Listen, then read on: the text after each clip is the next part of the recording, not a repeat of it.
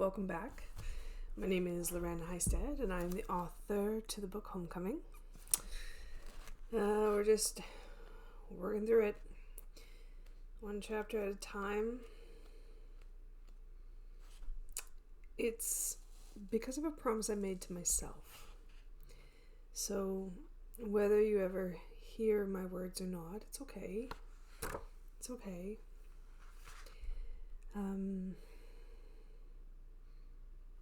But I, at minimum, promised myself to tell my story. Okay, we're picking up at chapter 4. It's called Back to the Light. Now, this story begins with the launch of my business, SOULworks. I had just nicely reached a point in my life where I felt confident in my abilities. I had even started to open up to family and friends about my personal encounters with the spirit world. Important to distinguish there. My personal encounters with the spirit world. Progress was being made as I looked to the field of spiritualism to explain those encounters, defined the scope of my work, and narrowed my focus on providing a service of intuitive healing. It may have taken a very long time to move forward along my spiritual path, but once I made the decision to change my life and speak my truth, everything started to come together very quickly. I clearly declared on my new website my encounters with Spirit World. I confidently proclaimed how I interact with angels, strive to respond to their guidance, and answer their questions to help those in need. I even had business cards printed. Life was good. In fact, for the first time ever, I felt I was on the right track and doing the work I was truly meant to do. I took pride in having made it this far, not only recognizing when my angels and guides were communicating with me, but more importantly, finally starting to listen to the insights and responding when asked. That's a big step. My earlier career in marketing and communications was also very successful at the time. Although I was slowly beginning to transition out of that line of work, I had recently won several national awards for my efforts in marketing and public relations and was on my way to Banff, Alberta, Canada, to be recognized at an awards banquet. I will say it again, life was good. A few days after my SOULworks business was launched, I was talking on the phone with a family member, and she was sharing some good news. My cousin Lyndon, who had been experiencing severe depression, was finally seeing improvements in his life. He had moved back home to be with family and seemed very content with sharing time with his loved ones. Everyone was very excited with his progress and was thankful for his change in demeanor.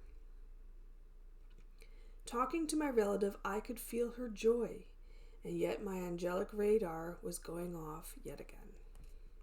Two different messages were coming through. There was the joy and relief I clearly felt from the family members, and there was also the apprehension and uncertainty I instinctively felt around Lyndon. I said nothing.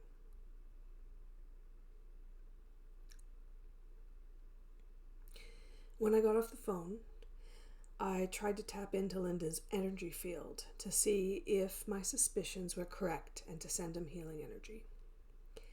Over the years, I had learned that I could zoom in to someone at a soul level, ask if they wanted healing, and then channel energy, just as I had done so many years ago with my mom. However, this situation was different. It was like nothing I had ever experienced before. As I tried to zoom into Lyndon's energy field, I felt like I hit a brick wall. His response to my question of offering help was a resounding no, and I truly felt like I was being blocked from sending healing energy. I had read about other healers having experienced similar responses when an individual is not ready to be helped, but I had never truly experienced this sensation before. At the time, I respected Lyndon's response without fully realizing the scope of the situation or my decision to back away. I did not push the healing any further. I just moved on with my own life and busy schedule. As I drove into town later that day, I passed a spot along the road that sent chills down my spine. It was like I entered a time warp, and within it I heard myself talking on the phone. The conversation started with my mom saying she had some very bad news about Lyndon. Then, as quickly as it started, I drove out of the zone and heard no more. I wondered if the visions had any validity, or if I was just being paranoid from the events earlier that morning. What could the bad news possibly be? And in the end, I decided I was just paranoid. A decision I would later regret with my whole heart. Still to this day. Another premonition regarding Lyndon came in the day before I was to leave for Banff for the awards ceremony. I was in a rush. I was driving to work so I could pick up a few things from the office, and when I reached that same place within the road, time once again stood still. I heard an urgent voice in my mind pleading me to pull over and contact Lyndon immediately, for he desperately needed my help.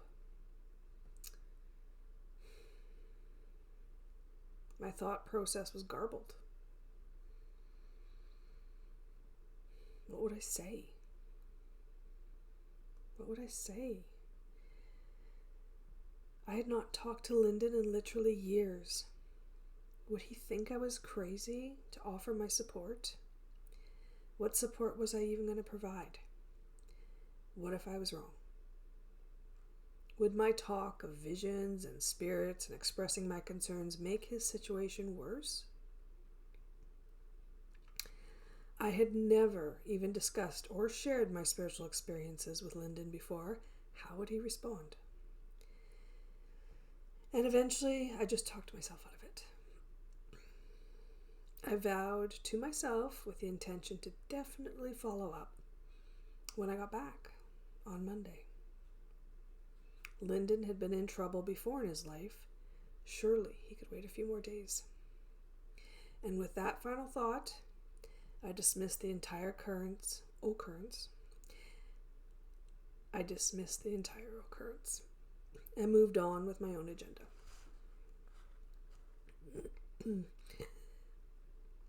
The following day, as I headed to the airport, I received the official call from my mom. Just as we were driving through that all too familiar stretch of road. The conversation started just as I had predicted, with my mom saying she had some very bad news about Lyndon. He had been found dead in his home, and police were investigating.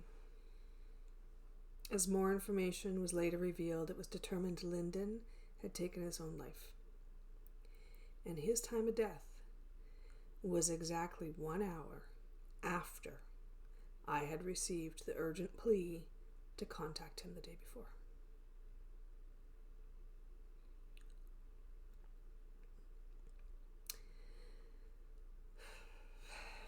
I think I will forever be sorry for not reaching out to Lyndon.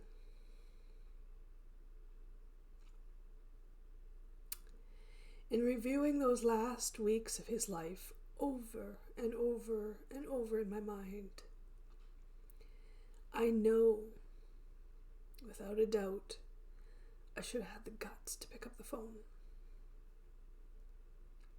Spirit had reached out to me to help a child of God, my cousin, and a dear friend to many. And I literally said I was too scared and busy. What kind of a world do we live in when I'm too self-absorbed to help a person in need? Honestly, I have no idea what I would have said, or if I could have made a difference at all. But a person should never, ever be afraid to reach out and lend a helping hand to someone, even if the source of information is unclear or vague. It's true that I may never fully understood the scope of what Lyndon was going through, nor did I believe my dear young cousin would take his own life. However, I should not have needed the full front page story before I would agree to intervene. Ironically, I felt totally prepared to open my business and expand my reach only days earlier. And yet when I was called into action, my fears still stopped me. Still. I was too worried about what people would think of my actions instead of focusing my attention on why Lyndon would need my help in the first place. I gave my ego priority, and I was wrong. I should have stepped up to the plate and strived to make the difference, to be the bigger person that I know I can be. But I didn't. And unfortunately, I can't change my mistakes. Trust me, I have tried.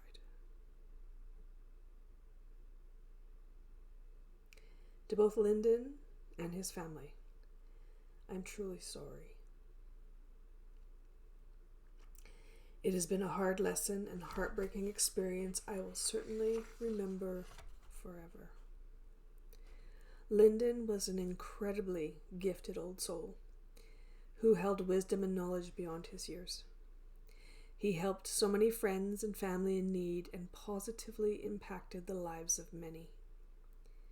He just never had the chance to fully understand his own gifts and potential. In a journal entry that Lyndon made during some of his darkest days, he indicated, "All I need is to get back to what I already have inside me." I'll say it again. All I need is to get back to what I already have inside of me. These insights are so profound and important for everyone to hear, so listen up. Somewhere deep inside, we are all a spark of divine light. We are all one with God, capable of tuning into our sixth senses and accessing our soul potential. And yet, to this day, most of us do not. The path to our soul works is not an easy one. In memory of Lyndon, please know we are all capable of extraordinary lives that have the potential to mimic heaven here on earth. Please take the time to find your inner light and let it shine. You are so worth it. To my dear friend Lyndon, I consider Spirit to be so very lucky to have such a wonderful person back home.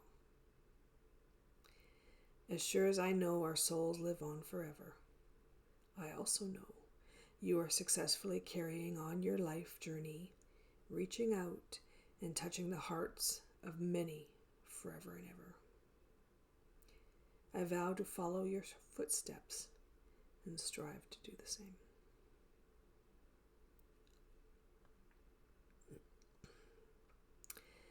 Activating your SOULworks. Becoming enlightened and more open to spirit has enhanced my life, with many blessings.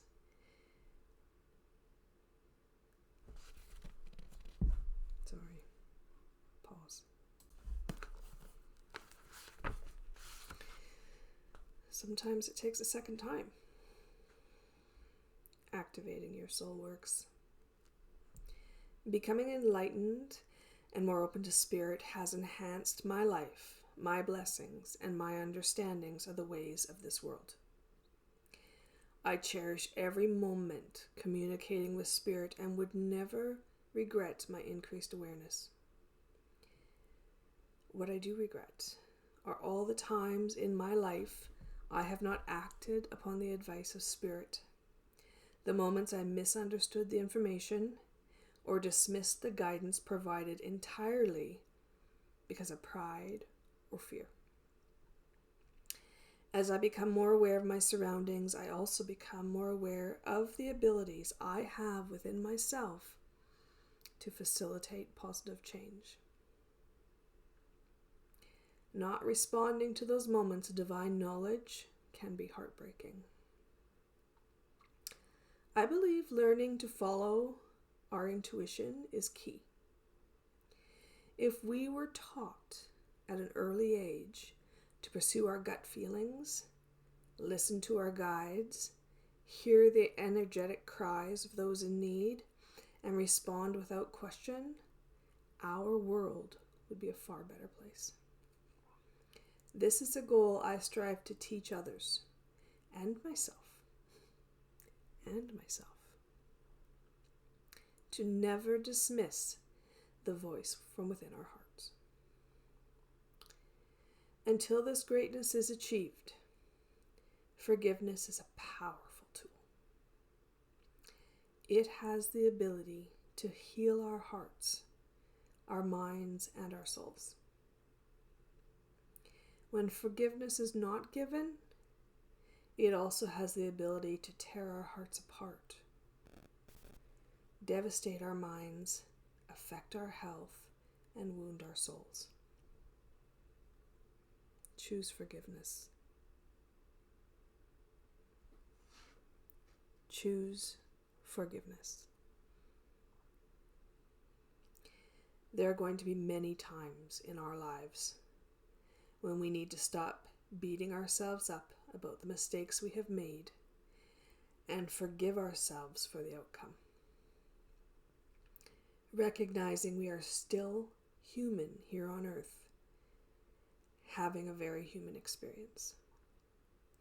Our souls may live on forever, but while here on earth, we don't always listen to or hear its eternal wisdom.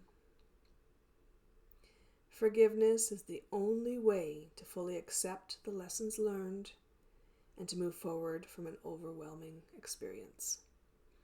To forgive is to heal. Your move.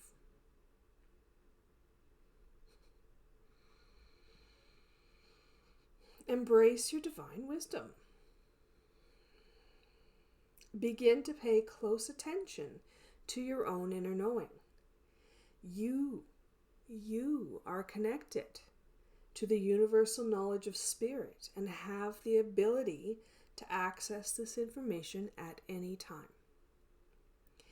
Become conscious of what information you pick up on, whether it is from a person, a place, or a thing. Do you like the energy? How does it make you feel? Can you sense when someone is upset? Yeah. Or something is wrong? Equally important. How do you receive this information? Is it a gut feeling, a knowing, guidance from your higher self? An image from within your mind's eye? A bad taste in your mouth? Or does something just smell funny to you? Do not be afraid to take the time and really, truly tune in to a situation. Ask your guides what you need to know, and if there's anything you can do to help create a more positive outcome. Is there anything you can do to help? Worth asking. Pick yourself up. Learn from the lessons life throws your way. It is within your darkest days and largest challenges when you have the opportunity to move forward by leaps and bounds. Thank Spirit for the lessons learned and recognize your soul will grow and develop from this experience. Make a list of all the many challenges in your life for which you are still unsettled. Look for the hidden lessons beneath the heartache. Acknowledge the soul lessons provided by your family, your situation, your misguided endeavors, and your blessings. Give thanks for the lessons learned and turn the situation over to your guides and angels. Trust you are exactly where you need to be and ask Spirit to always accompany you on your journey. Forgive and forget. You cannot fully live in the present if you spend all your time harboring past resentments and regrets. Let your soul move forward along its path. Gracefully forgive, even not so gracefully, but do forgive. All experiences in all directions of time that are no longer serving you to your highest good. For those whose lives are troubled, forgive yourself for the situation you are in and the path you have chosen to follow. It's okay. For families whose hearts are shattered from the life choices of others, learn to honor their paths, understand their struggles, and accept their decisions. Embrace your loved ones for who they are. Embrace yourself for who you are. Send love and light, trusting they are always being watched over and cared for. And lastly, create change. If you do not like the way things are going in your life or decisions you have made in the past, make an effort to shift your focus and change your direction. Pivot. Do not spend any time wallowing in self-pity. To do so is self-destructive. To do so, wallowing in self-pity, is self-destructive. Instead, consciously put positive thoughts into your preferred outcome and accept this change as your new truth. For example, if you're suffering from depression, start visualizing yourself as a happy and content person. Just try. Just for a moment. Then go out and do something fun and interesting that makes you happy. While in this state, thank Spirit for this blessing and ask to have many more of these experiences brought your way. Trust this outcome is manifesting. Use your intentions to help bring this truth into being. Amen.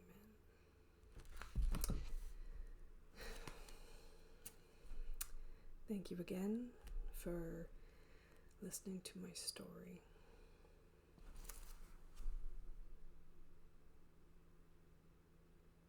I'll see you next time.